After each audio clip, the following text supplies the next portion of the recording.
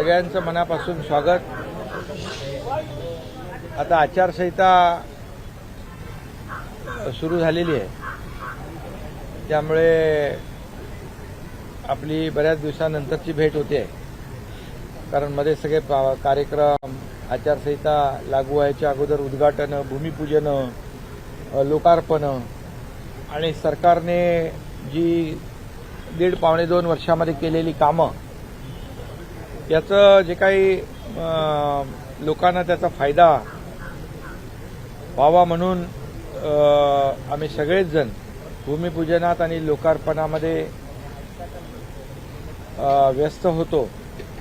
आणि आपल्यालाही माहिती आहे की 1.5-2 वर्षामध्ये, 1.25-2 वर्षामध्ये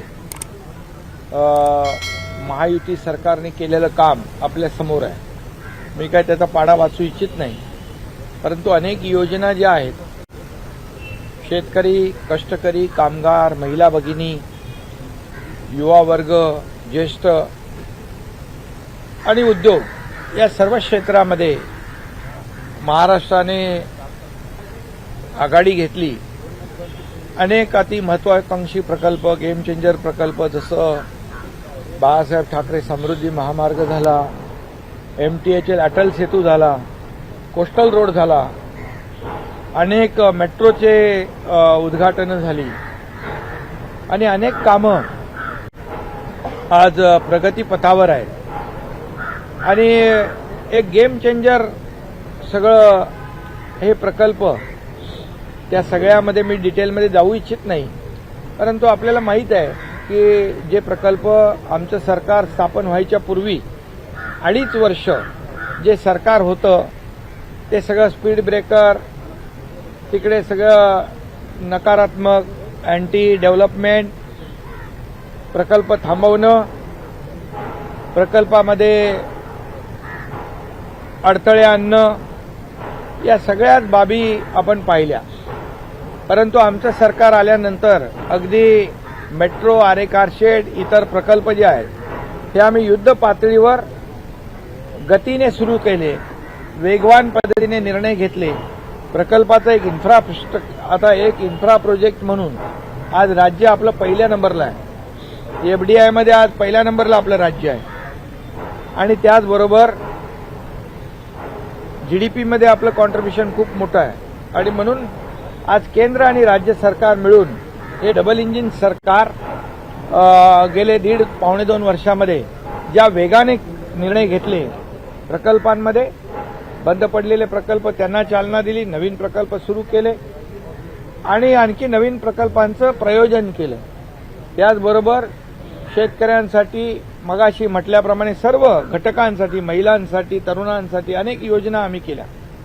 त्या योजनांमध्ये मी जाऊ इच्छित नाही, आपल्याकडे योजना आलेल्या आहेत। अगदी पहिल्या कॅबिनेटपासून शेवटची कॅबिनेट झाली, या 55 कॅबिनेटमधून जवळपास 500 निर्णय आम्ही राज्य सरकारने घेतलेले, सर्वसामान्यांच्या हिताचे निर्णय, तेही आपल्या समोर आहेत। आणि म्हणून एक प्रॉस्पेरिटी, एक पॉझिटिव्हिटी या राज्यामध्ये आणण्याचा आमचा प्रयत्न जो होता, त्यामध्ये आम्हाला यश मिळालेलं आहे।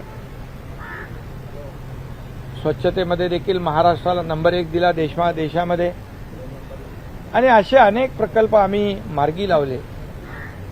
याबद्दल आमचे सर्व मंत्रिमंडळातील सहकारी, दोन्ही उपमुख्यमंत्री, मंत्रिमंडळातील सहकारी, आमदार, सगळ्यांचंच मनापासून याच्यामध्ये योगदान आहे। आणि म्हणून मी गेल्या 1.5-2 वर्षाच्या कालावधीमध्ये झालेल्या कारभाराबद्दल या राज्याचा मुख्यमंत्री म्हणून फार समाधानी आहे।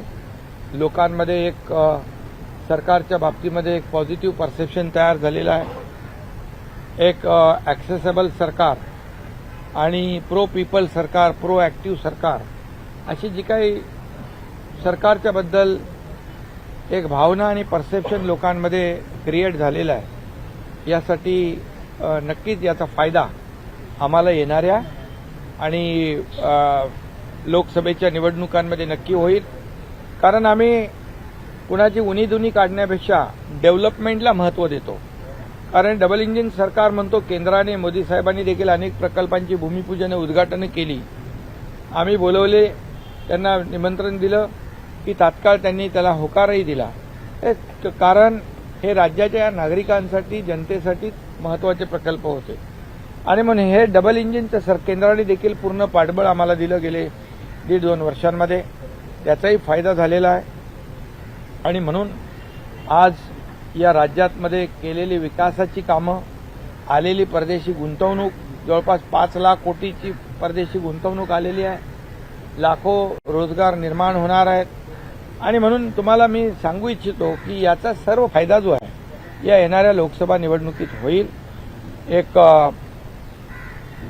जे लोकांना हवं ते देण्याचा आम्ही निर्णय घेतलेला आहे आणि म्हणून मी महाराष्ट्रातल्या जनतेला देखील मनापासून शुभेच्छा देतो की त्यांनी अतिशय कमी कालावधीमध्ये आमच्या सरकारवर विश्वास ठेवला आणि प्रेमही दिलं, आशीर्वादही दिले.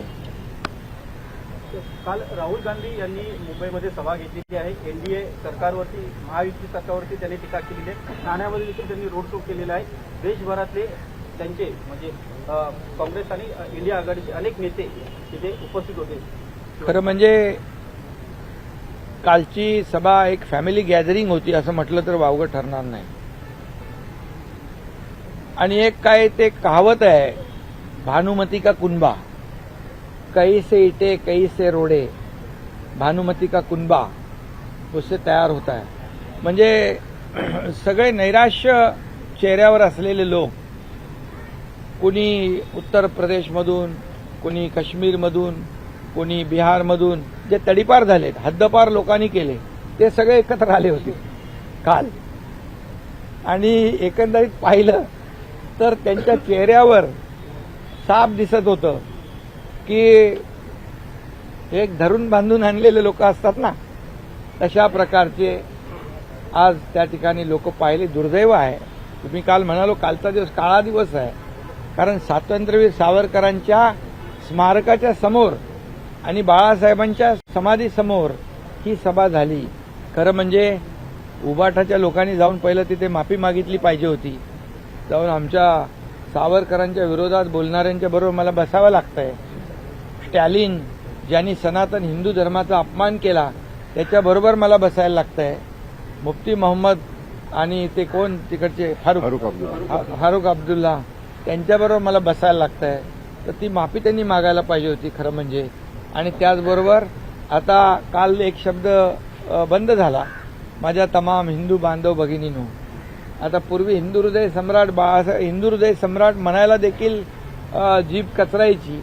आता कालही तो शब्द माझे तमाम हिंदू बांधव, तोही तुम्हाला जाणवलं की नाही, तोही रद्द झाला. यावरून आज लक्षात आलं की बाळासाहेबांचे विचार, त्यांची भूमिका, त्यांचं धोरण, त्यांची आयडिओलॉजी हे सगळं सोडलं. आणि म्हणून तर आम्हाला हा निर्णय घ्यावा लागला त्यांना सोडण्याचा आणि बाळासाहेबांचे विचार पुढे नेण्याचा, त्यांच्या विचारांचं सरकार स्थापन करण्याचा. त्यामुळे काल जे काही अबकी बार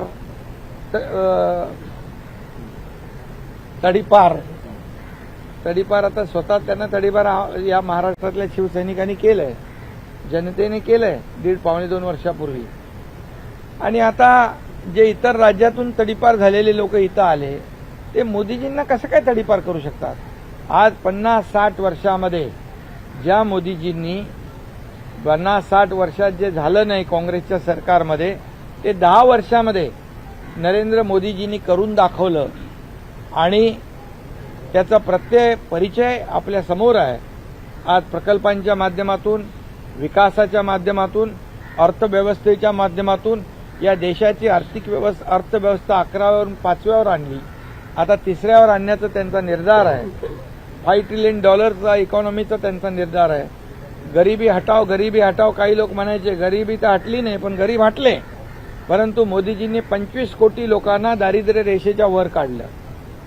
आज गरिबाच्या पोटा उपाशी राहता कामा नये म्हणून 80 कोटी लोकांना कोविडमध्ये घेतलेला निर्णय जो होता अन्नधान्य मोफत देण्याचा, तो पुढचे 5 वर्ष कायम ठेवला. हे मोदीजींचं काम आहे.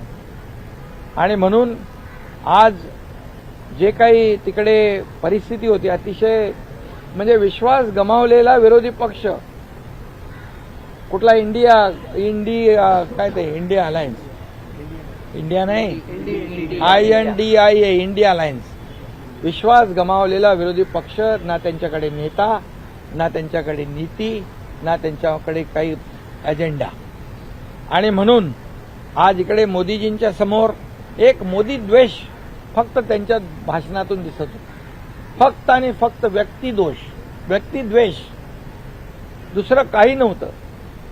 अरे ज्या मोदीजींनी देशाला एवढ्या उंचावर घेऊन गेले त्यांच्या विरोधात तुम्ही जेव्हा 2014ला तुम्ही चौकीदार चोर म्हणालात 2019ला आणखी काहीतरी म्हणालात.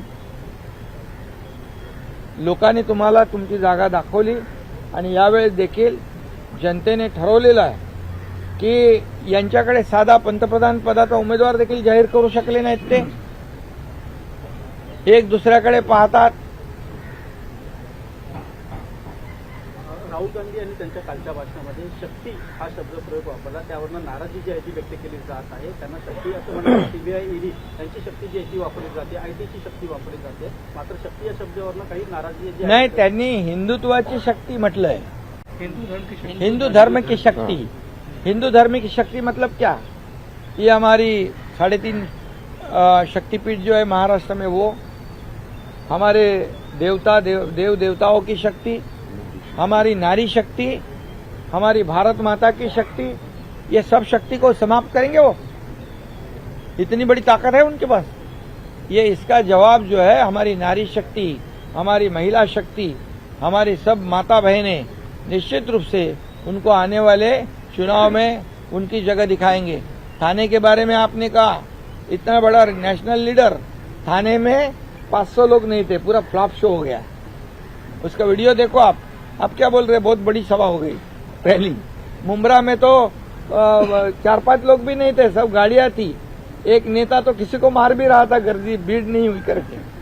अरे ये देखा कि नहीं आप लोगों ने.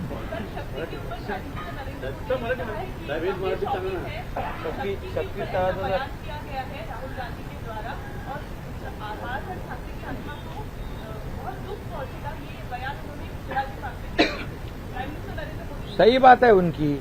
मैंने जैसे कहा हमारे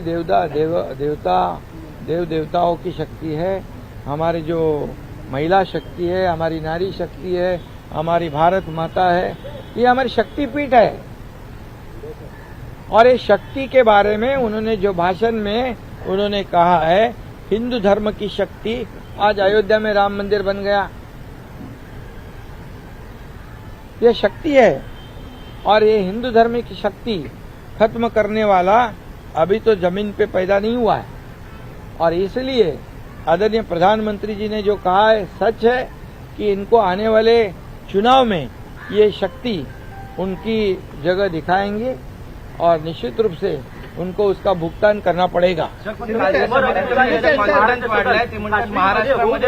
सांगितलंय उमर अब्दुल्ला यांनी महाराष्ट्र सदर काश्मीरमध्ये होऊ देणार नाही असं सांगितलेलं आहे. ऑक्टोबरमध्ये विधानसभा निवडणूक होती त्यावेळेला आम्ही कसं होतं ते पाहू असं त्यांनी म्हटलं. मग हेच तर दुर्दैव आहे की जे भक्त आपले अमरनाथ यात्रेला जातात अमरनाथ यात्रेला जाणारे यात्रेकरूंसाठी मी स्वतः तिकडच्या राज्यपालांना विनंती केली की इकडे महाराष्ट्र भवन पाहिजे.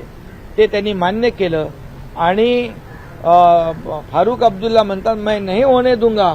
किती द्वेष है ये द्वेष. ये उबाटो को मान्य है यांना मान्य आहे. त्यांच्या मांडीला मांडी लावून बसले. महाराष्ट्र भवन होऊन देणार नाही आणि त्यांच्या बाजूला बसता हे काय. हे किती लांछनास्पद आहे किती दुर्दैवी आहे. उद्धव ठाकरे यांना 5 मिनिटं काल भाषण करण्यात आलं त्यावर देखील टीका होती. आपली काय प्रतिक्रिया. नाही त्यांना जे 5 मिनिटं दिली यावरून त्यांची पत जी आहे उदय त्यांची पत जी आहे ना 5 मिनिटं भाषण करायला दिली त्यांची पत जी आहे ती त्या कालच्या सभेमध्ये दिसली. आता त्यांच्याकडे आमदार खासदार शिवसेना नाही आहे त्यामुळे त्यांच्या पक्षाच्या ताकदीप्रमाणे त्यांनी दाखवलं. जिथं बाळासाहेब शिवतीर्थावरून भाषण करायचे देशाला मार्गदर्शन करायचे देशाला दिशा द्यायचे ती कालची केविलवाणी परिस्थिती पाहिली आम्ही. Shinde sir Shinde sir Shinde sir Mallikarjun Kharge यांनी एक विधान केलं की तुमच्या नेतृत्वाखाली काही जे आमदार गेले किंवा अजितदादांच्या नेतृत्वाखाली आमदार गेले ते केंद्रीय यंत्रणांच्या दबावाखाली गेले. राहुल गांधींचाही तो सुरू होता आणि जे गेले त्यांना कदाचित बाहेर घेऊन माघारी घेऊन आल्या. त्यांचा पराभव हा निश्चित आहे अशा स्वरूपाचं वक्तव्य होतं. त्यांनी एकदा असंही वक्तव्य केलं होतं. त्यांना विचारलं होतं अभी देश में सत्ता आपकी आएगी, क्या क्या होगा, तर ते म्हटले होते बकरी ईद में बचेंगे तो मुहर्रम में नाचेंगे. ते जर तपासून घ्या. खारगे त्यामुळे त्यांच्या स्वतःवरच विश्वास नाही. ते आमच्याबद्दल कशाला काय बोलण्याची गरज आहे. अरे आम्ही छाती ठोकपणे गेलो, आम्ही बोलत गेलो, लपून छपून नाही गेलो. बाळासाहेबांच्या विचारांची भूमिका घेऊन पुढे गेलो आम्ही. असे भूमिका बदलणारे आम्ही नाही सत्तेसाठी खुर्चीसाठी. शिवसेनेला एकेकाळी अच्युत मानणारे खरगे काँग्रेस आज त्यांचे गळाभेट करतायत. हे पॉलिटिकल कॉम्प्रोमाइज आहे, तडजोड. हे आम्ही नाही करू शकत. शिंदे सर पण शिंदे आता म्हणतात सर की आम्ही महाराष्ट्रामध्ये 40 पार करू महाविकास आघाडीमध्ये. कुठून मागून का कुठून शून्य म्हणजे शेवटून आत्मविश्वास याच्याबद्दल अरे आत्मविश्वास गमावलेले ते पाहिले मी. त्यांचे चेहरे बघितले. राहुल गांधीचं भाषण चालू होतं तेव्हा त्यांचे चेहरे बघण्यासारखे होते. Shinde sir sir sir Shinde sir Shinde sir sir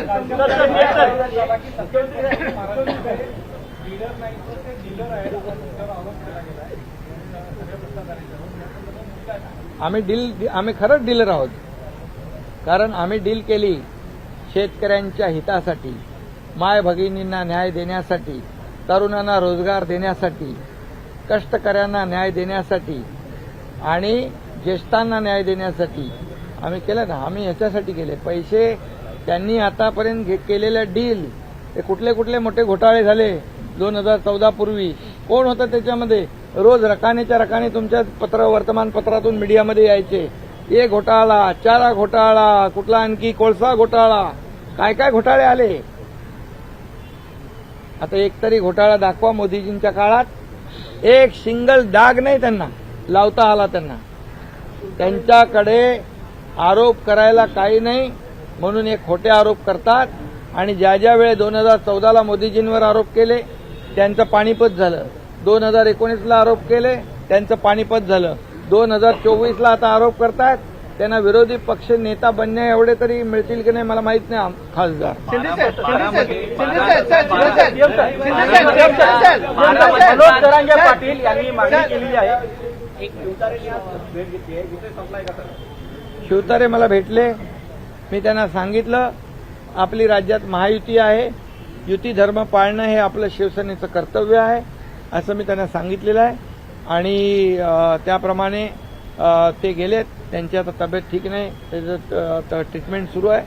आणि मला वाटतं महायुतीमध्ये आमचे सर्व कार्यकर्ते शिवसेना पूर्णपणे जिथं ज्याचा कॅन्डिडेट असेल त्याला पूर्ण ताकदीने मदत करून निवडून आणणार.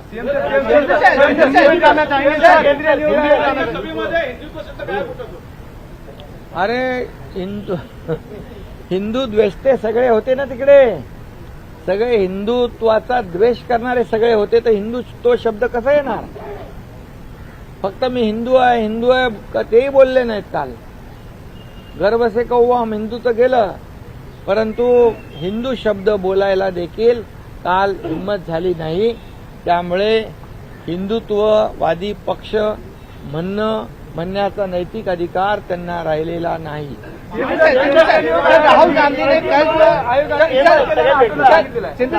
राहुल गांधी ने कल जो बोला था कि राहुल गांधी ने बोला था कि हिंदुओं की शक्ति उसको लेके बाद उनके नेता मल्लिकार्जुन खरगे ने डैमेज कंट्रोल करने की भी कोशिश की. तो क्या राहुल गांधी तैयारी करके नहीं कोई आते हैं या जानबूझ के विवादित वाला बयान देते हैं. क्या लगता है सर उसको. जो हौज से गई वो बुन से नहीं आती है.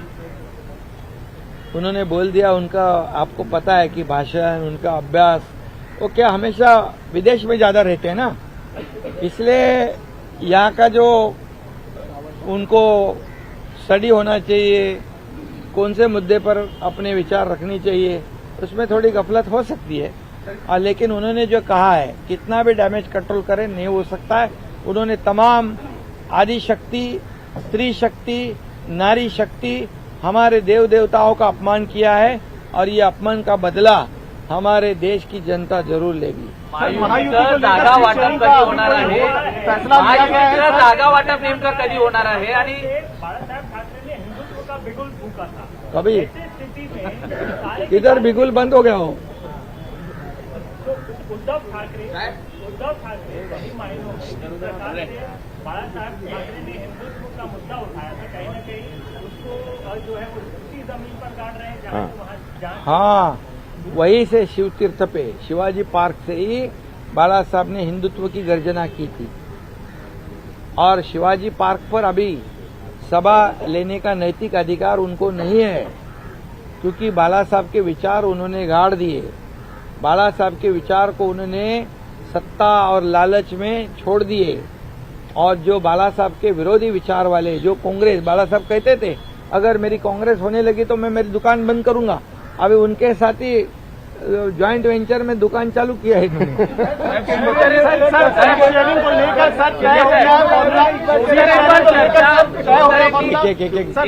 सीट शेयरिंग को लेकर फॉर्मूला क्या तय हो गया? क्या दिल्ली जाने वाले हैं फाइनल डिसीजन लेने के लिए? क्या रूपरेखा है सर? काही टेन्शन घेऊ नका। जागा वाटप समन्वयाने आणि सन्मानजनक होईल। महायुतीमध्ये कुठलाही विवाद नाही, काही चिंता करू नका। योग्य वेळी निर्णय होईल आणि आपल्याला मी पुन्हा एकदा सांगतो की या राज्यामध्ये 45 पारचा आकडा या राज्यात महायुतीचा येईल आणि मोदी साहेबांचे हात मजबूत होतील। आपको बताता हूँ, हिंदी में बताता हूँ, ये सीट शेयरिंग की बात की लेकर कोई चिंता नहीं है। सम्मानजनक निर्णय होगा, समन्वय से निर्णय होगा और मैं दावे के साथ कहता हूं कि ऐसे माहौल में जब विपक्ष तो पूरा सो गया है, विपक्ष तो पूरा कॉन्फिडेंस लूज किया है उन्होंने, उनके उसमें तालमेल नहीं है। आपण म्हणतो ना कोणाचाच पायपूस कोणामध्ये नाही, तालमेल नहीं है। वो एक दूसरे के ऊपर क्या बोलते हैं उसको, विश्वास नहीं है, एक दूसरे के ऊपर संदेह है उनके दिल में, ये क्या करेगा वो क्या करेगा। ऐसी परिस्थिति में जो 1.5-2 साल में हमने जो काम किया है, इस राज्य का विकास किया है और केंद्र में मोदी जी ने 10 साल में काम किया है, उसका पूरा जो आज इस चुनाव में नतीजा आपको दिखेगा और 45 से ज्यादा सीटें महाराष्ट्र से आएगी और मोदी जी ने कहा है कि अब की बार 400 पार निश्चित रूप से आंकड़ा होगा। पहिली यादी कधी जाहीर होणार साहेब? लोकसभा सीटें जो है वो कॉम्प्रोमाइज करेंगे। नहीं, मैंने अभी कहा ना कि समन्वय और सम्मानजन, क्योंकि महायुति है हमारी और हमारे में अच्छी तरह से अंडरस्टैंडिंग है और एक दूसरे को हम लोग साथ लेकर चलने वाले लोग हैं और हमारा टारगेट यही है कि मोदी जी को फिर से बड़ी ताकत से प्रधानमंत्री बनाएंगे और निश्चित रूप से 400 का पार पूरा आंकड़ा जो है पार होगा। राज ठाकरे क्या महायुति में शामिल हो रहे हैं? एमएनएस की मीटिंग हो रही है लगातार, क्या राज ठाकरे एमएनएस महायुति में शामिल हो रही है? एनडीए में राज ठाकरे जी अभी हमारे एक विचारधारा वाले हैं, एक ही विचार के लोग हैं हम लोग सभी लोग, और इसलिए निश्चित रूप से योग्य निर्णय होगा। मनोज तरंगे पाटील मराठा आंदोलनावरती जे राजकीय गुन्हे दाखल झाले ते मागे घेण्याची मागणी केलेली आहे, त्या संदर्भात कारवाई काय कुठपर्यंत आलेली आहे? मी याच्यावर परवाच्या दिवशी पण बोललो की आपण त्यांच्या मागणीप्रमाणे जस्टिस शिंदे कमिटी आपण गठीत केली, ते काम सुरू आहे। मराठा आरक्षण 10% आपण देण्याचा निर्णय घेतला होता जाहीरपणे आणि तो विशेष अधिवेशन घेऊन आपण 10% आरक्षण दिलं। ते आरक्षणाचा लाभ मराठा समाजातल्या तरुणांनी जास्तीत जास्त घेतला पाहिजे। आता पोलिसांची भरती सुरू आहे, त्याचा फायदा त्यांना होईल। कोर्टामध्ये काही लोक गेले होते परंतु कोर्टाने त्याला स्टे दिला नाही। सरकारने राज्य हायकोर्ट आणि सुप्रीम कोर्टमध्ये कॅव्हेट फाईल करून ठेवलेला आहे। त्यामुळे मराठा आरक्षण आम्ही म्हणत होतो की मराठा आरक्षण टिकणारं कायद्याच्या चौकटीत बसणारं आरक्षण आम्ही देणार आणि आम्ही शब्द पूर्ण केलेला आहे, शपथ पूर्ण केलेली आहे आणि कुणबी प्रमाणपत्र देण्याचं काम सुरू आहे. आणि त्याचबरोबर जे गुन्हे दाखल आहेत हे गुन्हे दाखल करण्याचे जसं जे आम्ही त्यांना नोटिफिकेशन जे आहे कुणबीचं सगळे सोयरेंचं त्याला जी 8 लाख ज्या हरकती आलेल्या आहेत त्याच्या बाबतीमध्ये स्क्रुटिनी सुरू आहे, छाननी सुरू आहे. तसंच या बाबतीत देखील जे गुन्हे म्हणजे नॉन सिरियस आहेत, लोकशाहीमध्ये आंदोलन घेतलंय, सभा घेतल्यात, रॅली काढलेल्या आहेत, त्यामध्ये काही गुन्हे दाखल झालेत, काही रस्ता रोकोमध्ये गुन्हे दाखल झालेत. हे पहिल्या टप्प्यामध्ये त्याची स्क्रुटिनी सुरू आहे आणि सरकार पूर्ण सकारात्मक आहे. ते जे नॉन सिरियस गुन्हे आहेत ते सरकारने काढण्याचा निर्णय आचारसंहिता लागू व्हायच्या अगोदरच घेतलेला आहे. त्यामुळे त्याची स्क्रुटिनी चालू आहे, छाननी चालू आहे. आणि जे सिरियस गुन्हे आहेत ज्याच्यामुळे जीवित आणि वित्तहानी ज्याच्यामध्ये नाही, जीवित आणि वित्तहानी ज्याच्यामध्ये नाही ते गुन्ह्याचं वर्गीकरण केलं जाईल. आणि जे सिरियस गुन्हे आहेत ज्याच्यामध्ये वित्तहानी आहे, जीवितहानी आहे, मालमत्तेचं नुकसान झालेलं आहे, ह्या दुसऱ्या क्रायटेरियामध्ये त्यांना बसवून आपण त्याच्यावर सकारात्मक मार्ग या काढणार आहोत. आणि जे छोटे गुन्हे आहेत लोकशाहीमध्ये आंदोलन करण्याचा अधिकार आहे ते आम्ही तात्काळ काढण्याचा निर्णय अगोदरच आचारसंहिता लागायच्या अगोदर घेतलाय. ती छाननी सुरू आहे आणि ते लवकर निर्णय होईल. शेवटचा प्रश्न आहे, पोलीस वयोमर्यादा ओलांडलेले तरुण आहेत, त्यांच्याबाबत तारीखही वाढवून मिळणार आहे का? सर, शक्ति वाले बयान पर राहुल गांधी ने ट्वीट आया है राजा की आत्मा ईवीएम में है. तुम्हाला हे किती संयुक्त काय राजा की आत्मा, देश के राजा की आत्मा ईवीएम में है असं त्यांनी विधान केलं. राहुल गांधी ने कल सर शिवाजी पार्क में बोला. साहब, राहुल गांधी ने ट्वीट केलं.